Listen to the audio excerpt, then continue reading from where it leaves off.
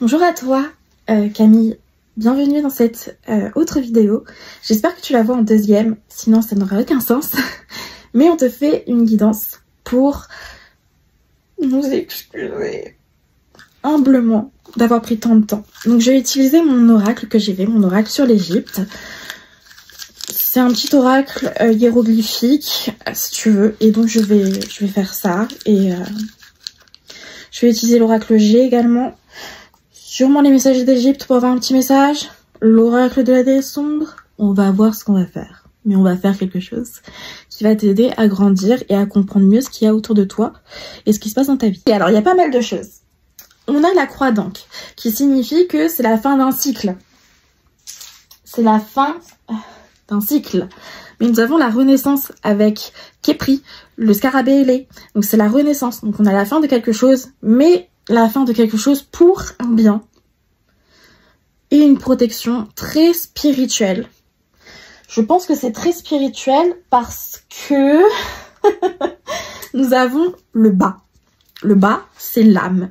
C'est l'immortalité. C'est le côté très spirituel. Mais nous avons également le Ka. Donc ça va impacter ta vie matérielle. Voilà.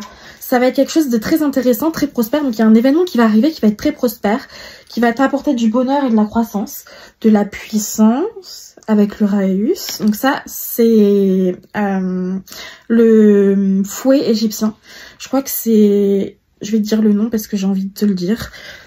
Que je trouve mon petit carnet que j'ai paumé. Il est là. Alors que je te dis c'est quoi le nom exact. C'est Nekek. Nekek. Nekek. Nekek. Ok, Nekek. J'arrive pas à me le rentrer dans la tête. On a le sceptre Was, qui est très dans la protection de la puissance, la protection divine. Donc on a vraiment un lien avec la divinité. Et on a le sceptre Eka, qui va être sur la croissance et sur le fait de passer un nouveau cap. Et on a la féminité, again. Alors pour moi, il y a quelque chose qui va se déconstruire pour se reconstruire. On est toujours sur la même chose. Je pense qu'il y a ce message derrière, qui est très intéressant, très intriguant de construction-destruction, destruction-construction, pardon. Et dans le lien de la spiritualité, de la féminité, de la puissance, de t'accepter tel que tu es, de grandir. Ça va impacter ton corps physique, ton corps émotionnel, ton corps spirituel. Et donc, tu vas être protégé d'une certaine manière tout au long de ce changement, si tu veux. Donc voilà, il y a ça à savoir. Je vais préciser avec les oracles cartes et voilà. On va faire ça. Si je tire les cartes, tu vas trouver la paix en tant que femme. Tu vas avoir de la chance.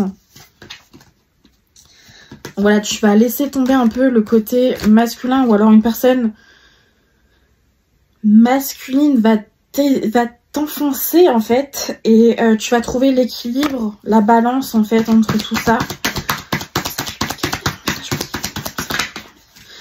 Tu penses beaucoup à ça et ça impacte tes émotions énormément en fait. Ce côté féminin, ça prend du temps à arriver mais ça arrivera, cette délivrance. Voilà, la délivrance.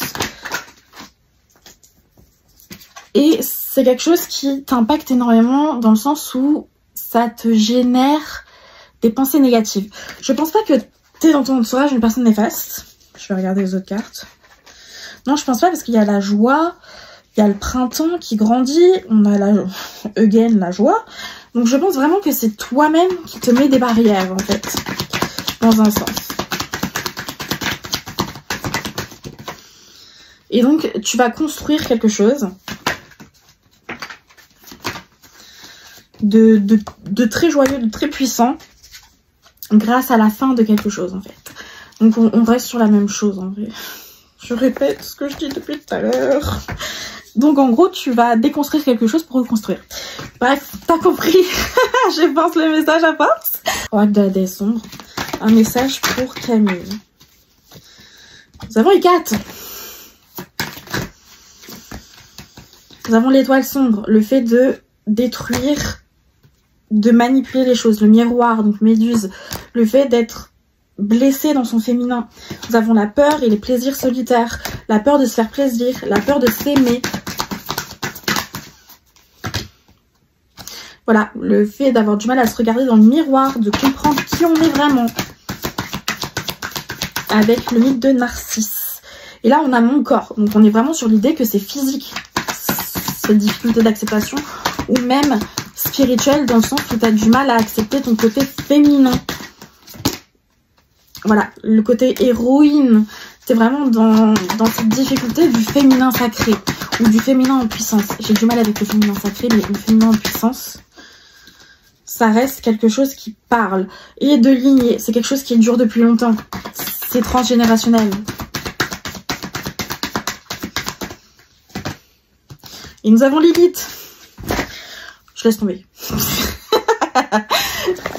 On les attend depuis tout à l'heure et c'est maintenant qu'elles sortent. Genre, bref, voilà, t'as compris. T'as compris. Et donc, tu vas utiliser la magie pour trouver un petit peu la paix. Du moins, le côté spirituel, en fait. Message pour Camille. Message pour Camille.